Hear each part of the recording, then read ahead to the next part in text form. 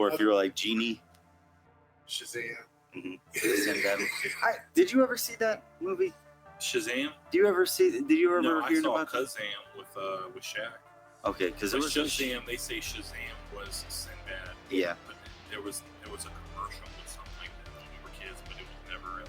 So they did a spin on that where I think it was even Sinbad came out with like, I've never been in something called Shazam. I know he said that, but he came out and did a remake version as like a joke to people. Yeah. And that's where I'm like, that's where people are like I don't know if it was like an SNL thing or like he just did his own thing, but I don't know. Because was there a movie?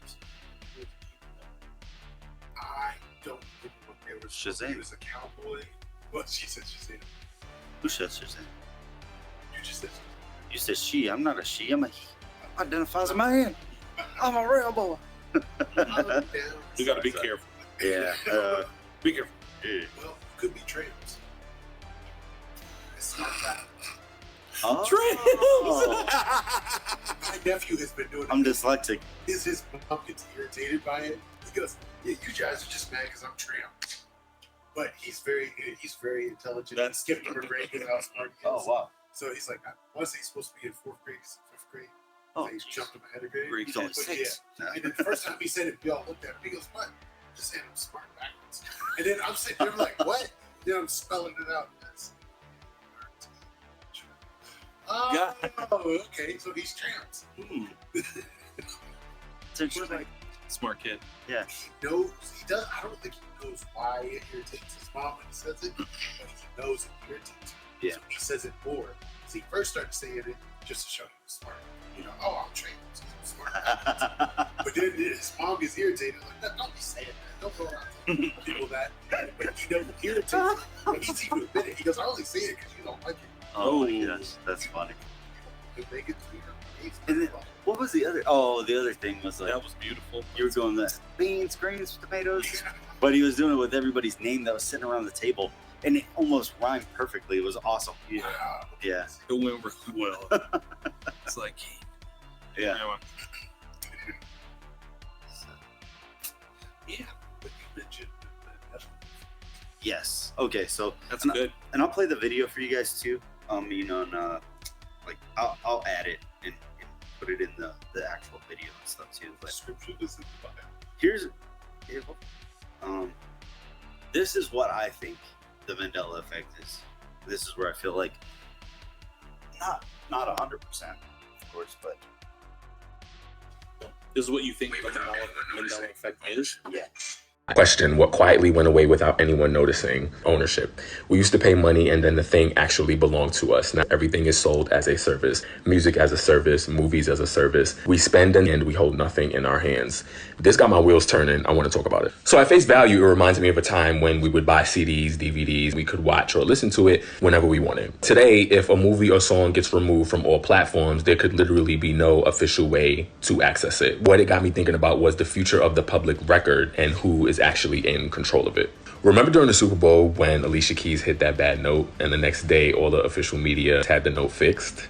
Some people want it all. Some people want it all. If it weren't for people having their own archive, the official record is actually a lie. It's an intentional misrepresentation of what actually happened. And it's all fun and games when you're talking about just entertainment. But what happens with things that are more important? And I just think about the ripple effect of what this could mean longer term. Like, who is the controller of truth or of reality? I think that we're going to start to see fractures in having what you remember be different from what the public historical record is of that moment in time. So this concept of ownership for me is more about control over consumption and as a result, global understanding of the truth.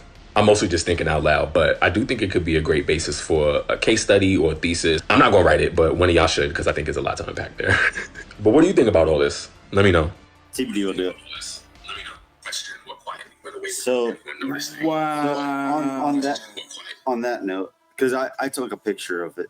I screenshot some stuff. Wow. So during a certain time, I won't go too into detail, especially because my TikTok just got banned. But there were certain things where like,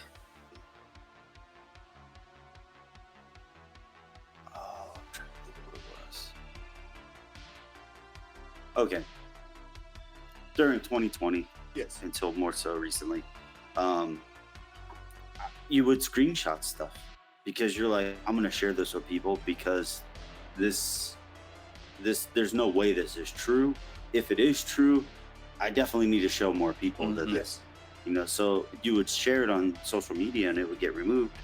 On Twitter, X, or whatever. It was Twitter back then, Instagram, like all these different places, Snapchat, TikTok, all this stuff. So then people started screenshotting things. And I started screen recording. I started screenshotting things. And then I'd be like, I swear I'm not lying to you. I would be in the middle of telling somebody this, breaking it all down for them. And I would go, look, I even screenshot it on my phone and I recorded it on my phone. I would go to look and it would be deleted. It wouldn't be deleted. It would be a corrupted file. It would be all grayed out with an exclamation point. Really? Yes. And I was like, I can't even back it up on my computer now. So then what I would start doing was as soon as I would save it, I would try to hurry up and back it up to my computer or a hard drive, just so I didn't look like a clown spreading misinformation. Because I'm like, I'm telling you guys, I saw this with my own eyes. Yeah. But then it was changing the history, changing the narrative, changing the directive, changing all of these things where now when the person actually believes something, you believe it, but then you don't even believe your own eyes. Mm-hmm. You don't even believe your own ears because you're like, I swear I heard this. Maybe I was sleeping and somebody had a video on playing in the background and I subconsciously misheard it, and it's like, you're not mishearing things. You're not misseeing things. You're not misunderstanding things. These things were put out there to get everybody to latch on. But as soon as they went to grasp it and pull back the curtain, the things started getting moved or deleted or removed. So that's what I think the Mandela Effect is, me personally. I can get behind that though, because Then what does that make what we are in then? We are not on a different timeline. It's not the Mandela Effect like that. That's what I think. I don't think that we are on a totally different timeline. I don't think we're going on a different trajectory. I think that our life is normal. You know how they say that the history is written by the victors? Mm-hmm. No. History is written by whoever can change it. But then who would that be? The victors at the moment. The people in charge, in control at the moment. Because the victors though. no. It changes over time. The people that are won back in the the Roman era aren't the same people today. Mm-hmm. Yeah, but so there's new victors. So it's always the victor. Well, but it's I don't think that they're victorious of anything. I think they're leeches. I think they latch onto stuff and they go, you know what? Let's be parasitic. Let's be the people. Let's be the gremlins that change stuff. Let's add a little bit of turmoil to these people. Let's see what happens, and let's see if they even notice. And they do it with the brands first. There was a girl, she was like, oh, I swear there was a cornucopia on the Fruit of the Loom. It was. And she went through her closet and found one. I have a theory that the Mandela Effect is used to see how much of history can be altered in front of our eyes. Here's a prime example of one of that. There's this woman on TikTok who was going crazy because she swore the Fruit of the Loom had a cornucopia logo. And to the point that even Fruit of the Loom themselves put a timeline of all their logos and they never had a cornucopia. And this woman went hard. Her therapist told her, yo, you need to chill out. You need to just drop this. So she went through all of her old clothing and lo and behold, she found a shirt with the Fruit of the Loom with the cornucopia logo on. That shows me like, yo, I think the Mandela Effect is an operation that's running around right now to see how much of history can be altered right in front of our eyes without us noticing. And then they gaslight the public and be like, nope, this never happened. Damn, I didn't think about it like that. Yeah, bro, people are thinking about it very little, like, oh, it's the Berenstain Bears or the Berenstein Bears or Jiffy or Jif's peanut butter. No, it's much larger than that, guys. They're using this to see, oh, if we can get people to forget certain primary things about their childhood, what can we do with history? And it's like we're getting lied to that things are changing, and they're trying to get. It's more for a divide. It's more for a thing for us not to agree, or it's for us not to unite on. We can't even unite on our own memories. What if? Does that make sense? Yes. Okay. Sorry. Now, as you're going into this, Yes. is something that I'm hearing a lot of in different kinds of communities now. What if we're in the midst of what is a shift, where we are like the universe or the world that we live in is starting to splinter off into two separate understandings of what the world really is. 100%. I and think then that. maybe the group that's going along with whatever is just going along with that frequency or vibration, and that's the world they're slowly moving into. Mhm. And then the other group is going into their vibration or their energy, and they're moving into whatever world they're moving into, till eventually these two worlds no longer even intersect with each other And anymore. you know what the split is? Mm. It's algorithms. Your algorithm lies to you. Your algorithm is it's what you look into first. Mhm. It doesn't matter if you look into something that's going to be good or bad. You're going to come up against things that you're going to be looking at something. Let's just look at politics for a second. You pull up one thing, you go, "Oh, I really like this guy." The other person, they go, "Well, I heard this guy did this," and then all of a sudden their phone hears, and then their phone starts sending them other things that the guy said, and then you go, "Wait, but he didn't say that. I heard it this way," and they go, "Well, you misunderstood." You're like, "What do you mean I misunderstood?" It's like, "No, he said this. He really did say this. I did hear this," because that's what they heard in the clip that they saw. The clip that they saw was taken out of context. The person that this person saw, they might not have seen the entire video. So it's like they might Perspectives. 100%. And Which it's is like, the big thing. and it's weird because like you mentioned one day, you're like, "Your truth," Yes. and it's like, I understand when people say your truth more so now than before, because before I was like, no, there's the truth. But then it's like, that's where I feel like the truth can be, Subjective. well, subjective. But then that's the difference with the gospel. The gospel is that the definition of the gospel is absolute truth. It's the truth. Yeah. Yes. Where everybody's like, "Oh, that's my truth. That's your truth." And it's like, One objective truth. yeah, where it shouldn't be your truth and my truth. It should be my perspective and your perspective. That's just what I think. And I'm not trying to like, No, I can understand. Like sometimes we get into semantics with the naming of things, mhm, which is why perspective for truth. Because some people like to say my truth because like this is the view, the perspective I saw it from. So for them, this is their truth. yes. But again, we get caught up in words so much that we lose sight of the real focus. Mhm. Like you said, And could you say that last part that you said?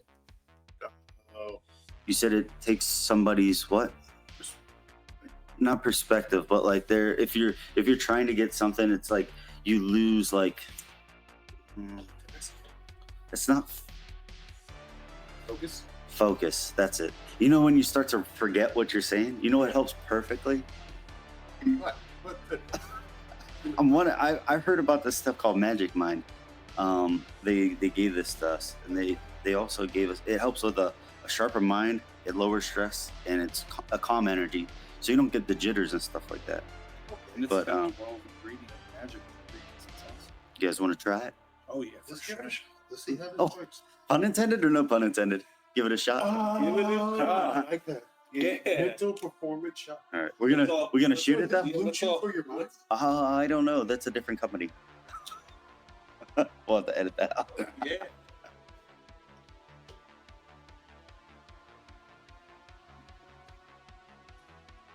Ooh. Mm. Ooh, that's very good. Like a passion fruit. Yeah, Some it tastes kind of like a hint of pineapple though. Yeah, Mm. that's way better than it. Man, this is good. I thought it was gonna taste like spinach. Look, I'm not even gonna lie. that's I was Yeah. I was like, like this is weird, like Oh, feels, yeah. really thing, but, like, It's kind of got floral notes. Oh yes, Yeah, it does. that's Absolutely, absolutely. What's it? Man, it tastes. So I don't even know how to explain how Passion good fruit. this tastes. There's passion fruit in here, Passion fruit. but it does taste like pineapple. I have hints of pineapple for sure. Oh, for sure. It has matcha green tea, so it's got that natural energy boost. And there's Matcha is what I'm tasting. Oh, yeah. Matcha has this, like, Chalky, the chalky aftertaste. but it doesn't taste like a pre-work or like a protein powder chalkiness. No. and the great thing about it is it's 55 milligrams of caffeine, so that's like awesome. You could take one of these, start your day off, or if you're like Yeah. feeling a little down, like you could take it to get yourself moving again. You know? And my favorite thing is the lion's mane and the cordyceps. Oh yeah. Those I love the mushrooms and stuff like that. And then the L-theanine is that calming focus. Coming soon! Merchandise from the SpeakInCOAD Podcast. Help us choose what merch to sell.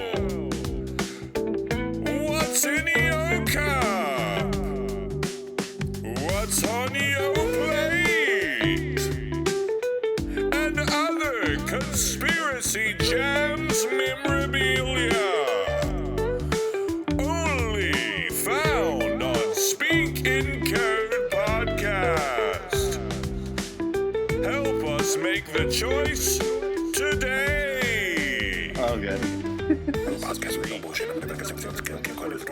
Thank No, just one flavor. I don't Yeah. even think you need the flavor No, right no, now I don't because think so either. this is so good.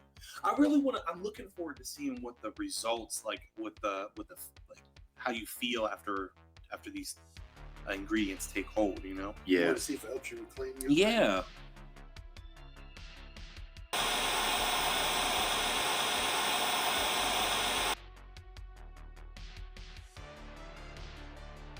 What's in your cup? And, yeah, we'll put a link in the description and we'll put a link on the video. Why Oh, did yeah. possible balance out?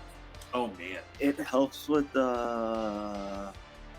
yeah. Also, so they can get that good old dynamite. Yeah, that dynamite stick. No. Yeah, so if you get a chance to try it, man, take a sip of Magic Mind. These shots are amazing so Yeah. far. Yeah, I looking like forward to this. And then it should kick in. I don't know. Oh, it will kick in during the episode for sure. Absolutely. This is Maybe awesome. that calm energy will help with the training of the dog and all the. Yeah, I'm more relaxed already. I'm already relaxed. She's sleeping. I gave her some. No, I'm kidding. I didn't give my dog Magic Mind. I mean, I don't think she would need it. You do animal testing? No. Yeah. It's kosher. Ooh, Yeah. nice. Okay, cool. Yeah, so I like it. I like it a lot. But I was gonna mention to you guys too with that text. Dude, that scared me. Oh, that good old bite. I'm not gonna lie, that's kind of scary. and Oh, what, sorry. Yeah. I'm still How would you know? Like, it's scary. It's scary to Yeah. me how we live in a world that seems like it can be edited just like we can edit articles on a Mhm. computer or something like that. Man, that's where and this guy he goes, if buying isn't owning, piracy isn't stealing. exactly. That's the And I thing. said, this is the best comment. It makes so much sense. I was like, I never thought about it this way. I was like, plus when you create something with AI, it pulls from other people's content to Yes. create its own, isn't conspired or considered stealing either, right? For me, I'm sorry. Go ahead, please. No, go ahead. I was I'm gonna- still blowing my thoughts. I was gonna say this. They're coming. Typically when I research stuff like this and I look into things and I see where's this, I try to go back to the starting point or try to figure out where the end result is. And I see to myself, there's been a large investment made in changing things using AI, Yes. creating things using AI. So Mhm. essentially removing the ability for humans to be able to create moving forward, or Yeah. removing the desire for you to want to create. Because think about it, once you have this thing that'll create for you, what's the purpose of you even creating anymore? You're like, Yeah. I'm good. I could just use this thing now and it does it for me. Mhm. It scares me to think that like somebody had a desired interest into creating these things as one of the first things that we could create that would be this big giant movement with AI. Mhm. Think about it. It's like you have all of these things that AI could potentially do, but what you seek to do is to change the way things are perceived, to Mhm. change the videos of things, or to create videos that aren't real, or to create deep fakes and stuff. It's weird when you think about it. That's a major, massive investment that's been placed into something. And it kind of, if you think back, like, who is that benefiting? Yeah. Because corporations, that's cool. Corporations are now starting to run with it, but there was a vested interest in our military industrial complex that put an investment into that first. Mhm. And then when it got to the open sector and the private sector, now we know what's going on with it. And I also said that this is what the so-called Mandela Effect is. They try to say we are misremembering, but they're changing it to make us disagree with our own memories so we can't unify. I said that 6 days ago. That, or it could, I mean, there's been a And then- large increase in like dementia cases and a lot of Alzheimer's and stuff. Like, what if these things are like helping to factor into those things? Like helping to, fuel people's acceleration into this like dementia, or fuel Yeah. people's minds into this concept of where we can essentially make you mush brained. Mhm. And then once you're mush brained, we can put you in this position or this thing and have you do this forever and not have to worry about it. I Yeah. agree with that, because when you think about like the medical field, they push like we do need mental health. We do Oh need yeah, psychiatrists. absolutely. Sometimes we do need medication, Mhm. but now they push mental health and medication more. Hard. So now you're afraid you're going to get dementia. Mhm. You're afraid you're going to get Alzheimer's. Oh You yeah. know, now you're going and you're taking different medicines. Mm-hmm. That you are take all it- contributing probably. Yes. Yeah. Oh, wow. You're taking these medicines from big pharmaceutical companies. So now if you think, oh man, I'm not remembering things like I should remember things Mhm. because, you know, this Berenstein's, and I've been thinking it's Berenstein's, or it's Oscar Mayer, not Oscar Mayer.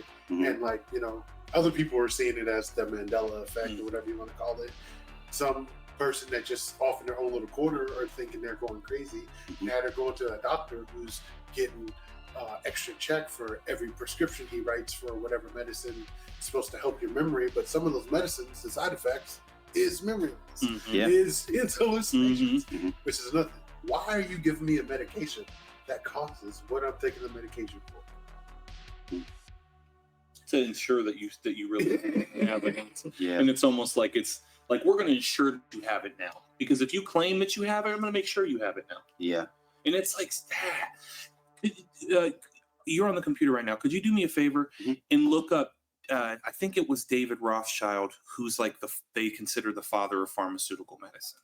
He, from what I understand, if you can find it here, is if I had my computer, I would look it up. But he was this massive oil guy who was made massive investments in oil and helped to create Ohio Gas and all these different companies that came together that literally our country decided, hey, you're the first monopoly, we're going to start breaking you up. Okay. One of the byproducts of the oil industry was this thing that they now use in damn near all pharmaceutical medicines. Mhm. Pharmaceutical medicines are like byproducts of the oil industry. Yeah, and it says David Rothschild is not considered the father of medicine. However, the Rothschild family has a long history of supporting medicine research and services. I think what they did too was back in the day, they started funding colleges and stuff, like Mhm. Ivy League colleges. And then they would say, hey, we want you to push our doctrine, Mm-hmm. like an indoctrination. So Yeah. they would say, push our doctrine or we won't fund you. Mm-hmm. So they had to push their science. They had to push their different economics. They had to push their medicine, especially with Mhm. doctors and schools and stuff like that. Yeah.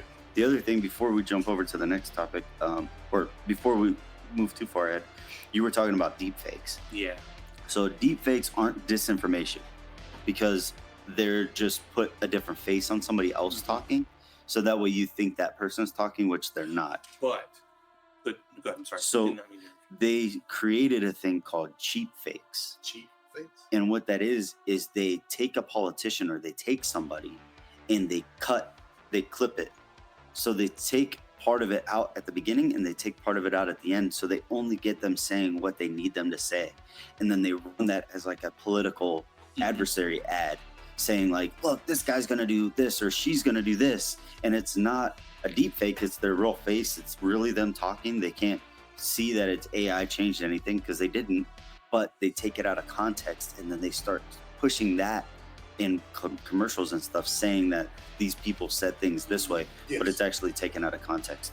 So like those are, be prepared. Those are going to be used a lot more than what we thought the deep fakes were going to be used. I think it'll probably advance. Mm. I think because AI is getting to the point where it could literally fabricate like some meshes and like it can create things inside of videos and stuff that look like people's real skin pores when they back out of the camera. Yeah. Like it looks like it's a real human face. And I think that eventually we're going to get to a point where they can type into a computer, hey, have so-and-so president or so-and-so whatever have a video of them getting busted by police in a room with a child or whatever, or put them in this type of situation or whatever. And then they start spreading that all over the internet. Like this is a real thing that genuinely happened when Yeah. it really didn't happen.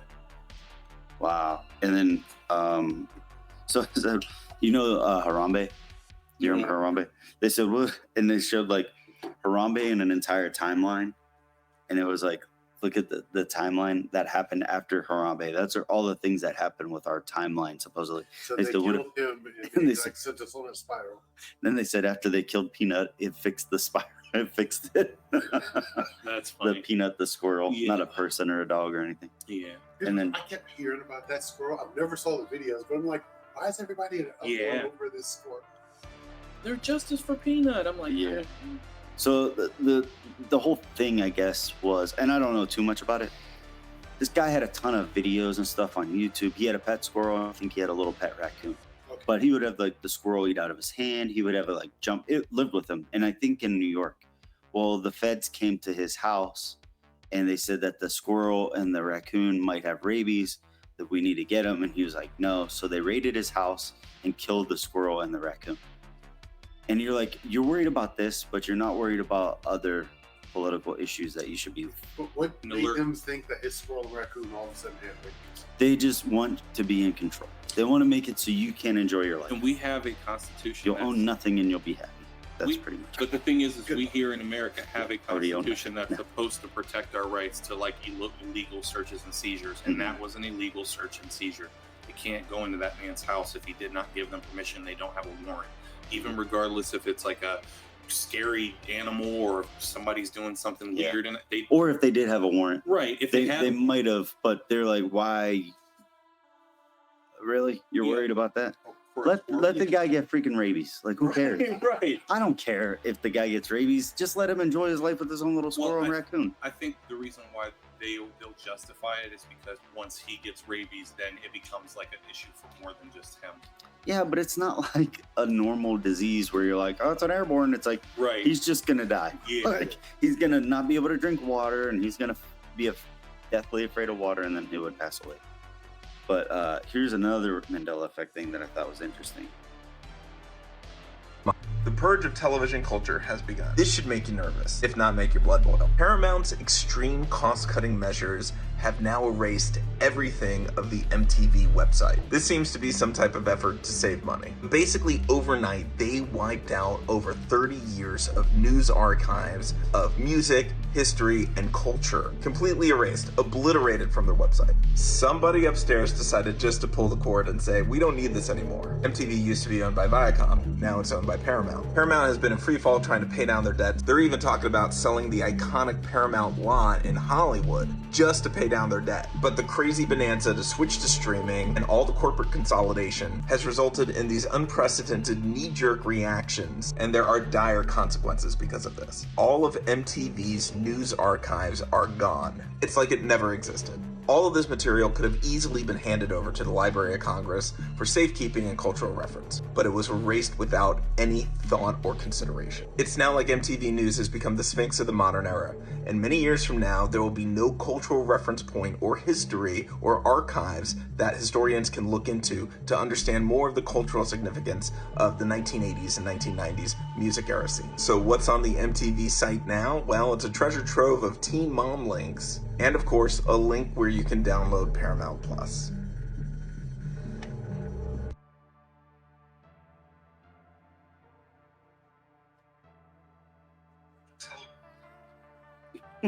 I think if people think that there's not a vested interest in this being done on purpose, Yeah. there's The other thing, too, they said that, I don't know who said it. It might have been on the Mandela Effect. Might have been a different timeline. I don't know. But they mentioned that our span of like all the craziness that has happened within like the last, like, let's even say 500 years in the history books later on in the future, people won't even like bat an eye at anything that's happened in any of these single little decades, let alone 40 years.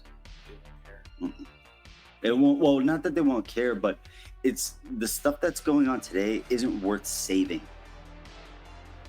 oh, okay. Like I'm trying to think of how they explain it. Like, it's not going to benefit anybody in the future, because everything that's going to happen now, like, they're going to be like, oh yeah, the phone was created. It's like, well, the phone was created in like what, the early 1900s? Yeah. They're going to be like, well, the camera was created in the early 1900s. But then they're going to be like, oh, well, you can do it all on your phone. Well, their phone's going to be the Neuralink. Well, in college, one thing that you start learning about is that we live in what's called a postmodern society, which means that we have not created anything new.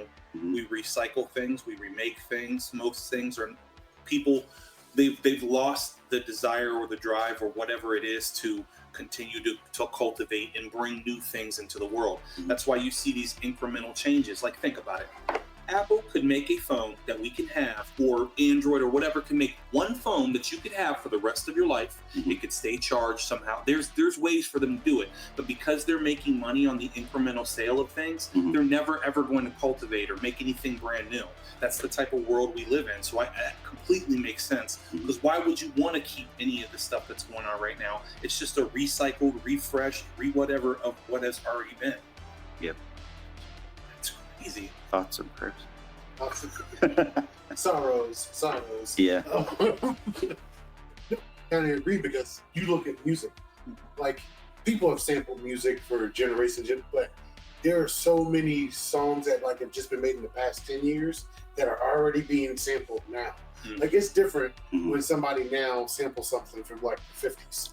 It's like, okay, there's a great time span in between that. It's refreshing our memories. Like hip hop, for example, like sampling stuff from the 60s, 50s, 60s, But that 70s. makes sense. Okay, that was like 30, 40 years ago. Yeah. But we have people that are sampling songs that were made in 2005. Yeah. Dude, that's where the AI stuff is crazy, because you can get a song, say you're like, I want a song like this. You can upload a song and say, I want to make a remix of this. Yes. And it will put its own little twist where it's not copyright. And then you're like, it could be like, he could come out with a song today. I could copy it and be like, make a remix of this. And it could come out with a remix of it today. And again, no creativity behind it. You just took what already existed, made something new. Yeah. Like you said, no drive to make anything new. Yeah. Because like it'd be different if like, like my mom listened to such and such from like the 1930s. I make my mom old, but still. And so as an adult, I'm like, I still remember my mom listened. But I would love like a new updated version or like a modern version, and then someone came out and made it. To me, that's new and creative, because like I like took a little bit. But when you're only going like 5 years ago, it's like, oh yeah, that beat sounds amazing. I'm going to use it today. Like, it's not like somebody reminiscing and paying homage. You're just being lazy. It's like, well, that worked for him, so it's going to work for me now. Yep. Again, like lack of creativity, because we've been around on this planet for a long time. And we've had television for like how many years now? Like 60, 70 years maybe. And there's only like so much we can do and come up with, that when you look, we're all watching the same shows over and over with a different name, with different people doing the same scenarios. Yeah. And I mean, look at back in the day, like when, I mean, shoot, you could look at 10 years ago. You couldn't watch YouTube at work. No. You couldn't listen to music at work because you didn't have service. You either didn't have service, or you didn't have enough bandwidth, or you didn't have enough minutes. Like, you didn't have free internet on your phone. Your data package. Yeah. Like now, like I'm working from home some days, or even in my office, and I could have headphones in and just watching a podcast all day, switch to the next podcast. You're able to consume so much where I don't think you're able to absorb. I don't know, maybe we are able to absorb it. I mean, which is insane to think about, because I remember a lot, because I mean, this magic mind is making it happen. But speaking of what you said, I saw something on Google where it said that we like to think that as we've started losing the things that made us like what were considered geniuses before, the threshold or the median for our intelligence level is so high now, because we consume so much just information that people would have had to spend their entire lives to go and search for this information. Now we have quick access to it now. They were saying like the type of like, and this is like even email, but you don't have to do email anymore. I could just text you the article. Or like I could copy paste it and text it to you, and it's instant. They were saying like situations where like young kids are going on the internet and they're consuming like, sexually explicit material. They're consuming at a rate that like somebody like Genghis Khan would have been able to consume this back in the day, because he literally conquered countries and had hundreds of concubines. Now these young kids are getting to feed this thing that's inside of them now that they would have never ever been able to consume had we not lived in the world that we live in now. It's kind of terrifying to think that we're in a situation where we feel like we're the least educated or least informed about what's going on around us, but really, realistically, we're the most informed. Now, I have a question about that. That just piqued something. It made your mind focus. Yes. It made it feel like It was magic. Yeah, it was magic in my mind. So with that though, you're able to consume so much. All right, could you say that one more time? You were able to consume so much, Like, Like- but like during those time frames, mhm. right? You were able to consume that much during Genghis Khan's time. Now during this time, Well, just somebody like Genghis Khan. Yeah. Like what they, and that was more along the lines of the sexually explicit POR Yes. porn stuff. People get to see different stuff that they would have never been able to see, like weird stuff in these videos. And now the only person that would have probably ever been able to consume that much type of stuff in his time would have been someone like a Genghis Khan. Again, that was a lifetime. That was a Yeah. lifetime of being able. Now someone can go on the internet and in a month can have consumed that much of porn that someone like Genghis Khan would have spent his entire lifetime consuming this information or seeing it. yes. And like someone like Einstein, like the theory of relativity, someone like a 5th grader can go online and understand the theory of relativity right Yeah. now. It took him his lifetime to cultivate that understanding of the theory of relativity. I think I was going to explain, like, that's where we are culturally. Mhm. And it's weird because it's like, those are going to be the things that people are just going to bypass. Mhm. Those things aren't going to be relevant later on because they're going to be like, oh, well, why would you even watch that on TV? Like those type of shows, like all of those type of shows that they're pushing today, like, let's just say, I mean, what was that one? The 16 and Pregnant, all those things. Like, so many people are able to consume all of that. They enjoy that dull brain, you know, like that. I feel like it causes like a dull brain. I don't know if that makes sense, right? Like, I call it mush brain. Mush, yeah, Mush okay. brain. Because usually you could be very sharp. You know, you could be very quick-witted. You could be all these things, but I feel like there's certain things that are going to cause you to be like just moving along with the flow of everybody else. And I don't want to. And here's the thing too. Like kind of slowing you down, like Yeah, and it's almost like I feel like when people are like, "Oh, they're sheep. They're sheeple." What's very interesting though is the shepherd herds the sheep. He's the sheep herder, shepherd. And it's like, those are the ones that are, it's like, I don't know. Sometimes I get like a weird feeling with that sometimes. Like, now you're going into some spiritual stuff. yeah. Where Because you're it's supposed like, to be the good shepherd. yes. And I feel like there's some people that are going to be the sheep. And you might need sheep in your life because not everybody's going to be a shepherd and not everybody's going to be a sheepdog. Not everybody's going to be the lion or the wolf trying to attack that sheep. But instead of bashing people or telling them that they're dumb or telling people, it's like, you know what? Let them live their life that way. If they want to red pill themselves, if they want to start learning what you're talking about, or if they want to, oh no. Coming soon! Merchandise from the SpeakInCOAD Podcast. Help us choose what merch to sell. What's in your cup? What's on your plate? And other conspiracy jams memorabilia. Only found on SpeakInCOAD Podcast. Help us make the we're choice. sorry. It just went away for a second. I was like listening. I'm like, oh, I don't want to be a mush for brain. And then I go, what did I forget to do? Did I unplug something? So I think that there's going to definitely be people that in our lives that we're going to be like, you know what? They're definitely not. They're the sheep, you know? And I feel like I'm at the point now where if I'm a sheep, then I'm a sheep. But if I'm a shepherd, I'm a shepherd. And it's like, if I could bring people towards whichever direction that they need to be or they want to go, I'll help pull them into that direction. But I'm not going to force somebody and say, hey, you need to become a shepherd now. You know, there's plenty of wolves out there. There's plenty of lions out there. There's plenty of predators out there.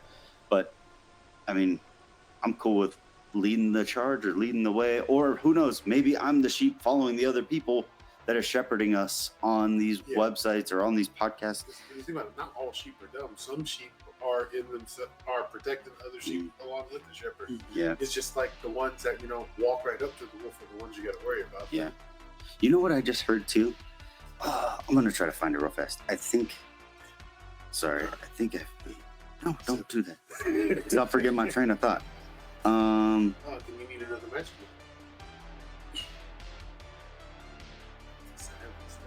No, that's man. It was a guy. He said. I mean, I remember it. I know exactly what I'm thinking of. Yep. Oh, That's a reality of things, though. But at the same time, Oh. all men are. I found it. all Can I men show you? has to be shepherds.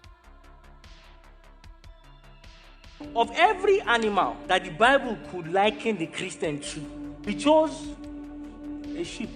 What is the offense and defense mechanism of a sheep? Pause, don't answer yet. Because jaguars, for example, have jaws. Even skunk, they have stink. So what is the defense and offense mechanism of the sheep?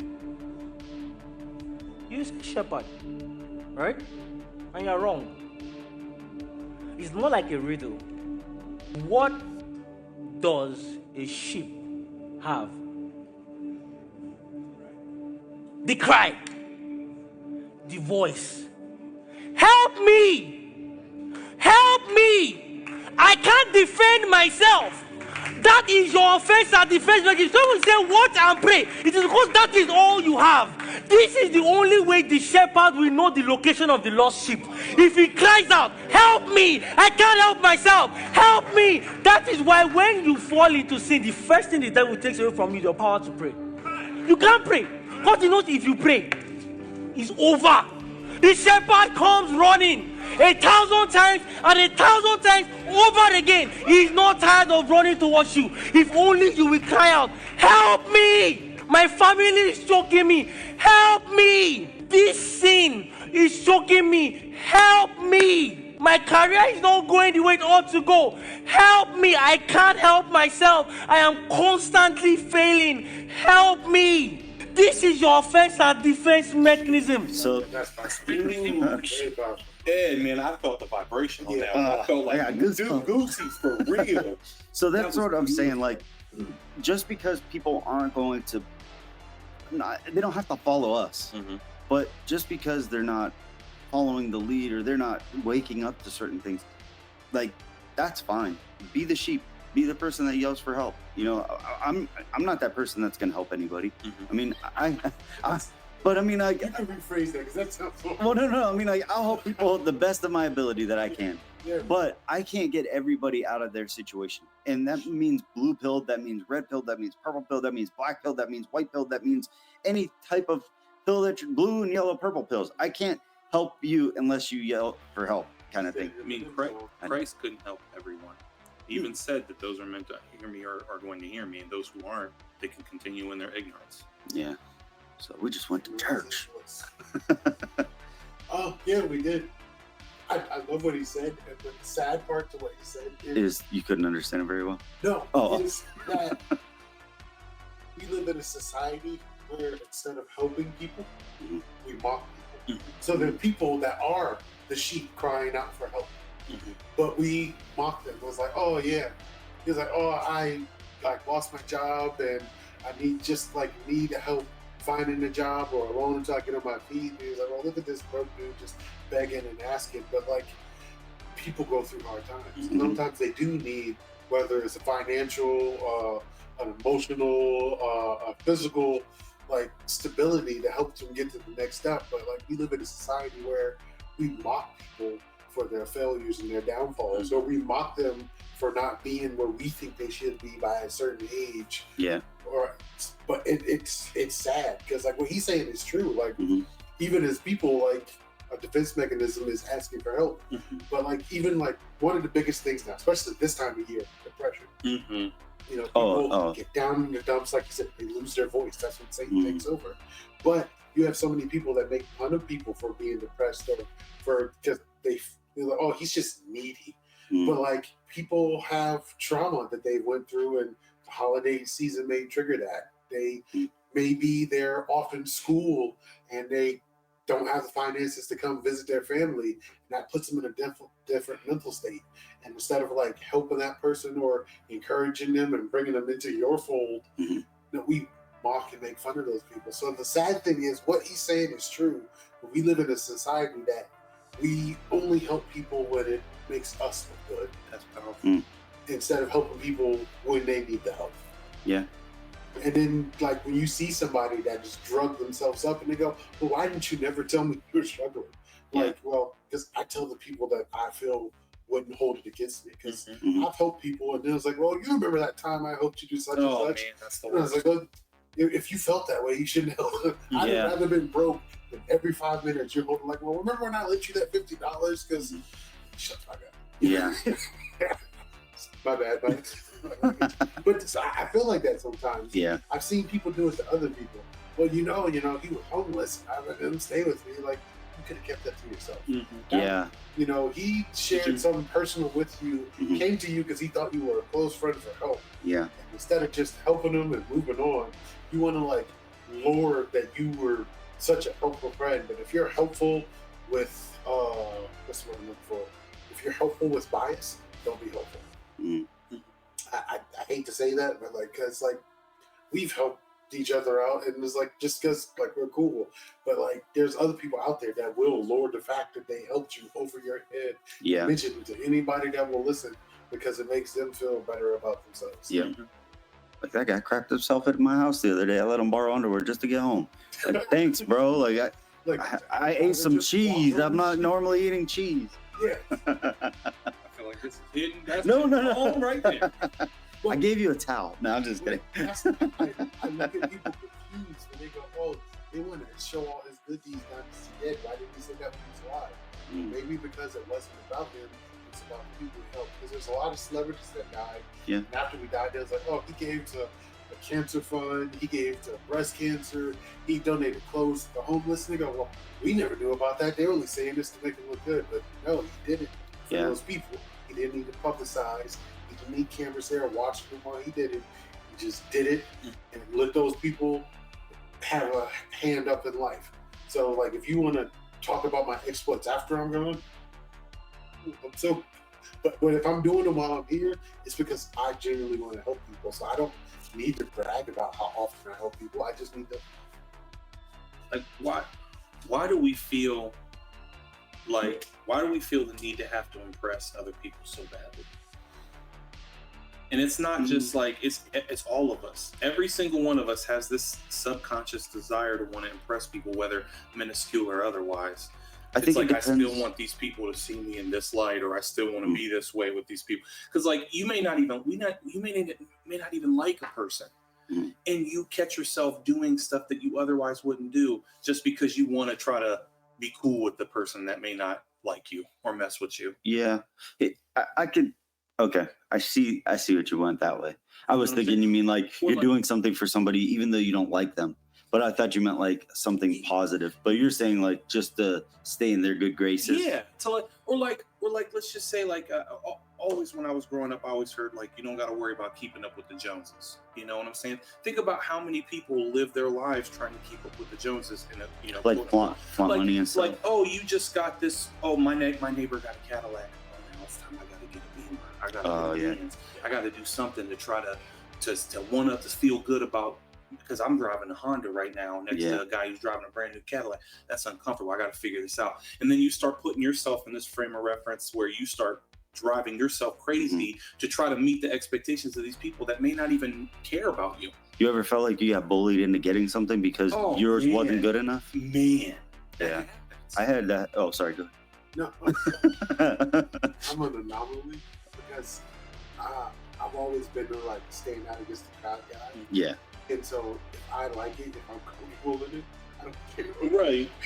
Like there are times I have done that. Like people have gotten stuff and like, oh, I need to get one of them. But I'm so like I'll give a good example. Last year around this time, TVs are on sale. Everybody I know has like Roku TVs and Samsung TVs. I'm like, I'm going to be special. I'm going to get a Zemo. Nobody has a Zemo, and I'm going to be different. And then I'm an Android guy. Well, Zemo, when you connect your phone to the TV, you need Apple. Oh. And so now you have Spy and the lines to connect your phone and do other stuff. And so I laugh at that because, like, sometimes it's okay to go with the crowd or keep up, but other times it's better to go the opposite way because, you know, they say, like, I just had a quote in my head. Sometimes the best road is the one least traveled. Yes. Yeah. Robert Frost, The Road Less Traveled. Ooh, see, he even knows the people. I can't even believe that. Hey man, I used to be a heavy reader. I haven't read in about 2-3 years. But to what you said, sometimes it's better that way. Like, again, we don't always want to be sheep. So if we want to go our own route, sometimes that can backfire. I think the only thing with that, though, for me, in my humble opinion, ignorance of opinion, is that I think at a certain point, a sheep's voice can only register to a certain point, and at some point you have to realize that if you know things that could help other people, it's your task and your duty to try to do that. Every one of us, fear is something that takes a hold of all of us. Our duty is to feel the fear and do it anyway. Okay, like, it's important that we, regardless of whatever that situation is, we can be the sheep, like you said, and the shepherd at the same time. You could be a sheep in these situations, then the shepherd in these situations. Like, you can give the information, or it's our task to give the information, but what people do with it is up to them. And if they roll with it, they roll with it. If they don't, it's okay. Where, like, you were talking about how, like, sometimes friends will be like, hold something over you, and it's like, that's where it's almost like, wait, this whole time I thought you were just a sheep in the flock with me, but you were a wolf in sheep's clothing. You know, like, I was doing all that, like, I was telling you this stuff thinking that you were gonna have my back. You know, like, we were all in this together, but instead you're like pulling me from the flock, trying to get me further away from them. Yes. And then now I'm yelling even louder for help, waiting even longer for my backup to get here. You know, kind of thing. I'm sorry, please. Good analogy. Well, That was very good. I saw you. I want to steal your analogy and change it. We always You're like, I'll raise you 10. I'm like, oh, dang it. I am going to raise you 10.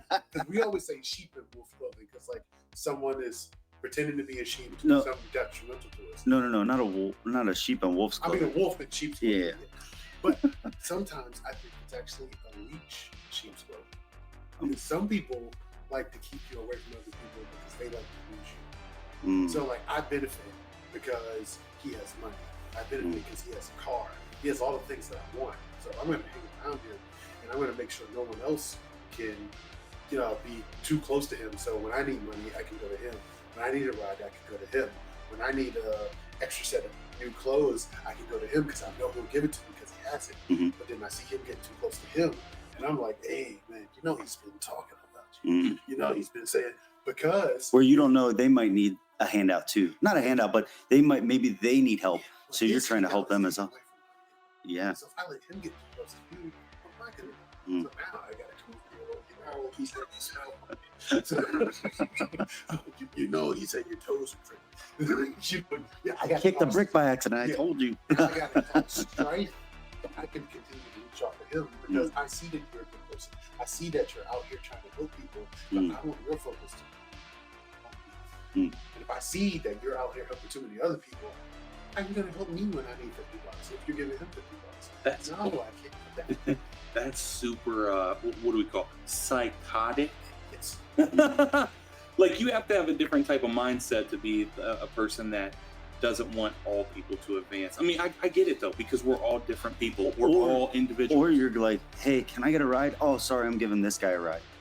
You're like, he's going a different direction. You're like, oh shit, like, crap, now what am I gonna do? Like, I usually hit him up last minute because I usually don't plan very well, and somebody already asked him for a ride. Hey man, do you care if I borrow $10? He can't ask you for a ride no more. Yeah. And sadly, like, when you sit back, because like I'm a talkative person when I'm comfortable with people, but when I'm in areas with people like I'm new to, you start watching people and you're like, you're like, I'm just observing. Yeah. Like, that fly on the wall thing, it's a very true statement, because when you get to hear some of the things people say, you're like, I mean, sometimes people say stuff because, you know, they're just venting, decompressing. because, you know, we need to decompress, we need to let things loose, but there are other people No, there's no venting. You can see their focus is to cause an issue. Mm. Some people actually, in my opinion, like for lack of a better word, get off on that. They don't even have any benefit from causing strife outside of it brings them entertainment. They have that filter. I just want to watch. Thanks. Yeah. Sorry, I was like, I felt something coming. I just didn't know which direction it was going. Like you said, the Joker. Yeah, I just want to watch the world burn. Because there are people like that. They're like, oh, this is a happy situation. You know what? I'm gonna throw a monkey wrench in here and watch the chaos. Just because they have, in my opinion, they have nothing going for them but causing chaos. When I was growing up, my mom always told me, and it's like a quote from Maya Angelou. She said, "Believe people when they show you who they are the first time. Don't give them a second opportunity to prove you wrong or prove you right." Okay, so essentially, what she would always say is, I'd be in groups of people when I was a kid, because I always wanted to be friends with everybody, because I moved a lot as a kid. I wanted to, I really couldn't maintain friends, so everywhere I went, I had to do what I had to do to be friends with people.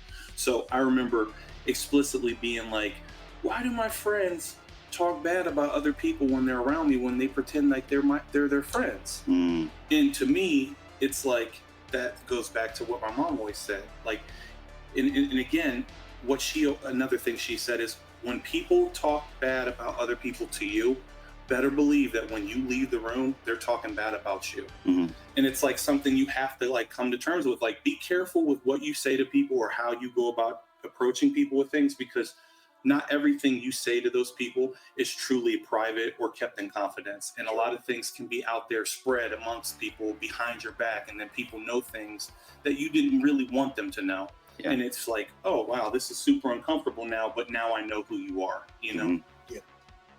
I will say that's one of the problems with sometimes being a confidant.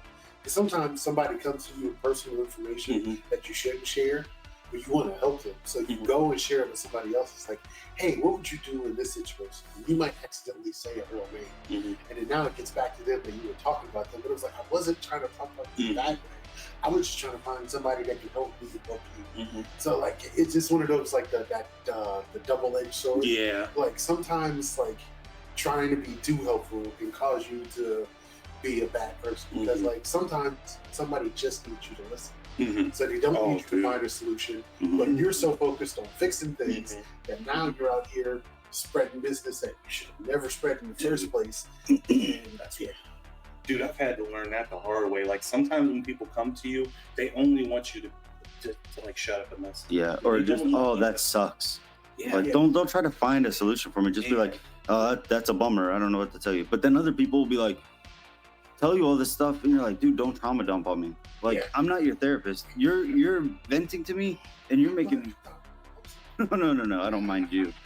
But other people, like, all the time, you're just like, dude, I can't hear this anymore. Like, I need to go home and take a nap. Oh, you're exhausted? Why are you exhausted? Because you just did this to me all day. But I think that's why you've been friends for so long. We've been able to like equally, I don't want to say trauma dump, but share with each other without exhausting each other.